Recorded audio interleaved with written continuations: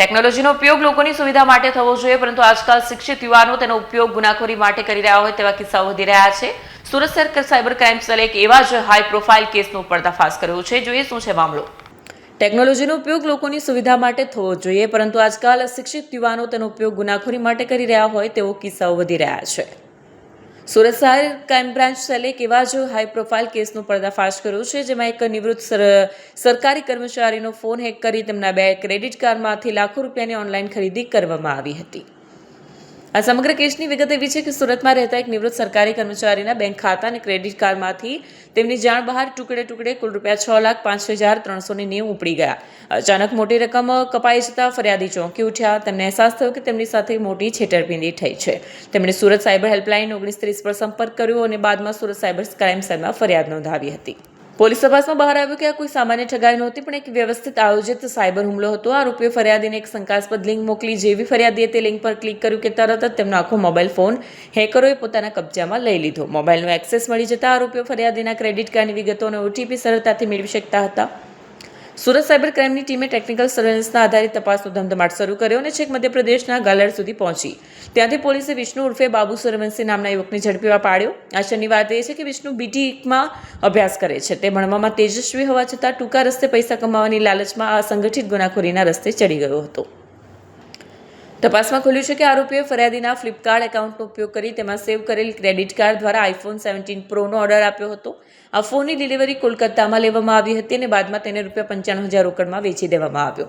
આ ઉપરાંત આ ટોળકીએ એપલ, મેકબુક, સ્માર્ટ વોચ અને સોનાના સિક્કા જેવી કિંમતી વસ્તુઓની પણ ખરીદી કરી હતી, જેની ડિલિવરી દિલ્હી અને કોલકાતા જેવા શહેરોમાં મેળવવામાં આવી હતી.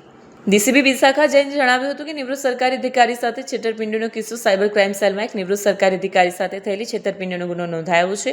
આ અધિકારી સાથે કુલ 6,05,000ની છેતરપિંડી કરવામાં આવી હતી. મુખ્ય આરોપી વિષ્ણુ પ્રતાપસિંહ ગ્વાલિયરથી ધરપકડ કરવામાં આવી છે. તેને ફ્લિપકાર્ટ પર પીડિતની સેવ કરેલી ક્રેડિટ કાર્ડ વિગતોનો ઉપયોગ કરીને iPhone 17 Pro Max ખરીદ્યો હતો. iPhone ઉપરાંત આ ટોળકીએ પીડિતના ક્રેડિટ કાર્ડનો ઉપયોગ કરીને મેકબુક અને સોનાના સિક્કા પણ ખરીદ્યા હતા.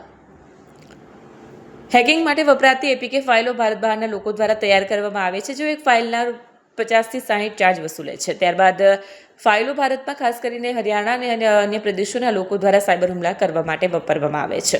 આ ગેંગના બાકીના સભ્યોને ઓળખવા અને પકડવા માટે તપાસ ચાલુ છે. પીડિતોનો ફોન ફોરેન્સિક તપાસ માટે મોકલવામાં આવ્યો છે.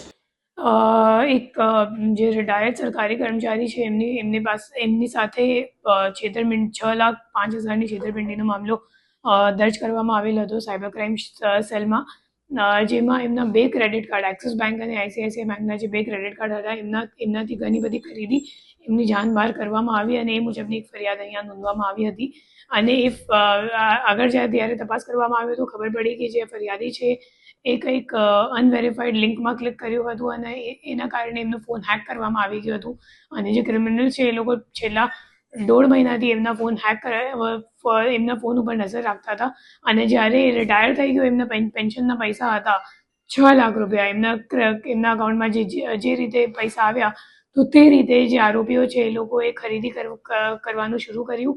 અને એ લોકોએ ફ્લિપકાર્ટ, જે મુખ્ય આરોપી છે વિષ્ણુ પ્રતાપસિંહ, જેને અમે લોકોએ ગ્વાલિયર ખાતેથી ધરપકડ કરી છે, એ જે મુખ્ય આરોપી છે એ ફ્લિપકાર્ટમાં લોગિન કરીને, મતલબ ફરિયાદીના ફ્લિપકાર્ટમાં લોગિન કરીને એમનો જે સેવ્ડ ક્રેડિટ કાર્ડની વિગત હતી તો એ વાપરીને પછી એમાંથી iPhone 17 Pro Maxની ખરીદી કરી અને એની ડિલિવરી લીધી કોલકાતામાં. તો જે ઓર્ડર કરવાની કામગીરી હતી એ ગ્વાલિયરથી કરવામાં આવ્યું અને જે ડિલિવરી છે એ લેનાર અમિત મોંડલ કરીને છે, જે આપણા આરોપી તે વિષ્ણુ પ્રતાપસિંહ એમનો ભાઈબંધ છે અને એ કોલકાતાનું રહેવાવાળો છે અને એમને ડિલિવરી લીધી છે. એના સિવાય એ લોકોએ મેકબુક અને ગોલ્ડ કોઇન્સ પણ જે આપણા ફરિયાદી છે એમના ક્રેડિટ કાર્ડથી પરચેસ કર્યું છે.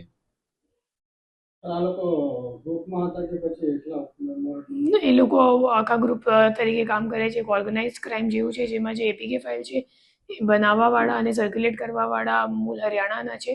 અને આપણા જે વિષ્ણુ પ્રતાપસિંહ જે પોતે બીટેક કરે છે IT માં, તો ટેકનિકલી ઘણું સાઉન્ડ છે અને અગાઉ પણ દ્વારકામાં જામખંભાલિયા પોલીસ સ્ટેશનમાં પકડાયેલ છે અને ત્યાં છતાં એને જે ગુનાહિત પ્રવૃત્તિ તે ચાલુ રાખી છે.